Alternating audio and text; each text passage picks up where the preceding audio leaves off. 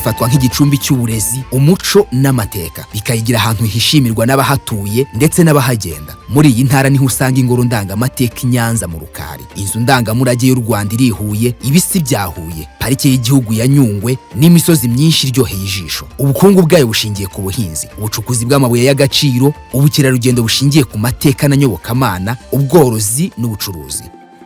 Ibyakozwe rero ni byinshi mu myaka 25 ngira ngo ubuhamya bw'abaturage ndetse naho umuntu agenda areba hirya no hino ubwe yabyibonera, ariko turashimira cyane gahunda nziza ya leta yashyizweho kugira ngo hatangwe imisoro mu buryo bunoze. Ibi bikorwa ni nabyo bivamo imisoro n'amahoro, bigaruka bikubakwamo ibikorwa remezo nk'imihanda, amashanyarazi, amazi meza, ibitaro n'amashuri. Intara y'Amajyepfo yagiye izamuka binyuze mu mbaraga zashyizwe mu guteza imbere ibikorwa bibyara inyungu, nabyo bizamura imisoro ijya mu isanduku ya leta ku buryo yavuye kuri miliyari 26 z'amafaranga y'u Rwanda mu 2014-2015 igera kuri miliyari 49 z'amafaranga y'u Rwanda mu 2021-2022. Imisoro n'amahoro ni isoko y'iterambere kuko niyo ituma tugera ku byo twagezeho nk'uko bigaragara kuri uyu munsi.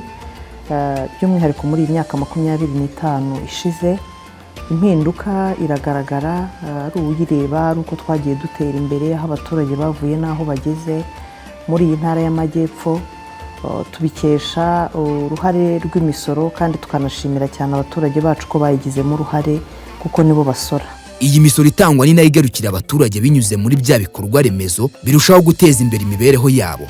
Nko mu karere ka Nyaruguru kubatswe ibitaro bya Munini byatwaye asaga miliyari 9. Ubundi bino bitaro bije banzana kwa muganga muri 2021 bacisha mu cyuma baravuga ngo ni umutima, muganga aravuga ngo bazambaga, bakajya bama imiti, n'ubundi abazungu baje barambaga. Umudugudu w'icyitegererezo wa Munini n'uwa Ruheru yatwaye asaga miliyari 21 z'amafaranga y'u Rwanda, n'umuhanda wa kaburimbo Huye Kibeho Munini watwaye asaga miliyari 72 z'amafaranga y'u Rwanda.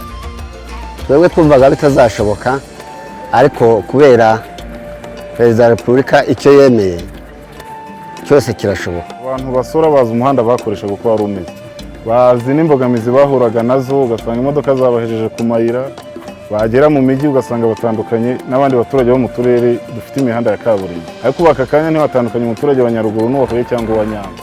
Mu karere ka Huye havuguruwe ibitaro bya kaminuza bya Butare, kaminuza y'u Rwanda ihabwa isura nshya ndetse n'umujyi urarimbishwa hubakwa imihanda ya kaburimbo, na stade mpuzamahanga yaravuguruwe kuri miliyari 10 z'amafaranga y'u Rwanda.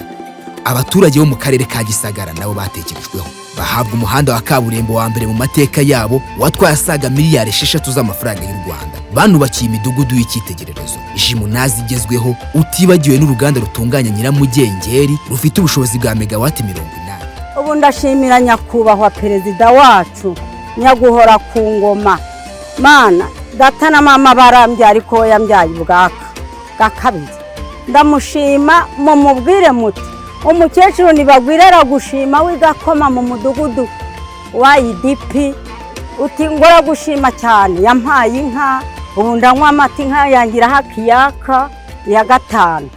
Ubu ndakaraba saa 6 nkaryoha, namara kuryoha nkajya kuburira nkaryama ku gitanda cyashize.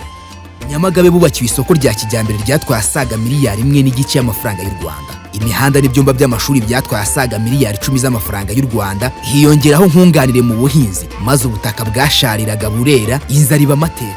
Cyari Gikongoro, hari ahantu hari inyuma mu iterambere, ariko ubu ngubu haje amashwagara, haza ifumbire mvaruganda, ubu turahinga tukeza muri iki gihe. Abimuhanga nabo bamaze gushyitsa umutima mu nda. bitewe n'ibitaro bya Nyabikenke byuzuye bitwaye asaga miliyari 9 z'amafaranga y'u Rwanda, umudugudu wa Horezo watujwemo abatishoboye babaga mu manegeka, ndetse n'ishuri ry'ubumenyingiro rya Kiyumba ryahinduye byinshi. None rero ubu ngubu haje ibitaro bikuru, mbese ubu nta kibazo dufite. Ikibazo cy'abitari cyakemuka n'ubu tukijyana i Kabgayi, ariko izindi ndwara nk'iz'amenyo ibino bitaro biratuvura nta kibazo. Mu karere ka Ruhango umusaruro w'imyumbati ntukibapfira ubusa, kuko bubakiwe uruganda rwa Kinazi rutunganya ifu y'ubwiza buhebuje. I Nyanza bubakiwe isoko rya kijyambere, agaciro ka Nyanza katwaye asaga miliyari 1.5 y'amafaranga y'u Rwanda, ishuri mpuzamahanga ry'abanyamategeko rya ELPD, imihanda ya kaburimbo ndetse n'ibiro by'akarere byatwaye asaga miliyari 1 y'amafaranga y'u Rwanda. Mu karere ka Kamonyi hubatswe umuhanda wa kaburimbo Ruyenzi Gihara watwaye asaga miliyari 2 z'amafaranga y'u Rwanda, umuyoboro w'amazi watwaye asaga miliyari 1 y'amafaranga y'u Rwanda, n'ibiro by'akarere byatwaye asaga miliyari 1.5 y'amafaranga y'u Rwanda. Uko iminsi ishira ni nako abanyarwanda basobanukirwa neza ko gutanga umusoro ari inkingi yo kubaka u Rwanda twifuza. Ibi byose bigatuma uko imisoro yinjira izamuka bigendana n'intego zihawe buri mwaka, ari nako ibikorwa bizegerezwa abaturage birushaho kuba byinshi. Jye nawe twiyubakira u Rwanda.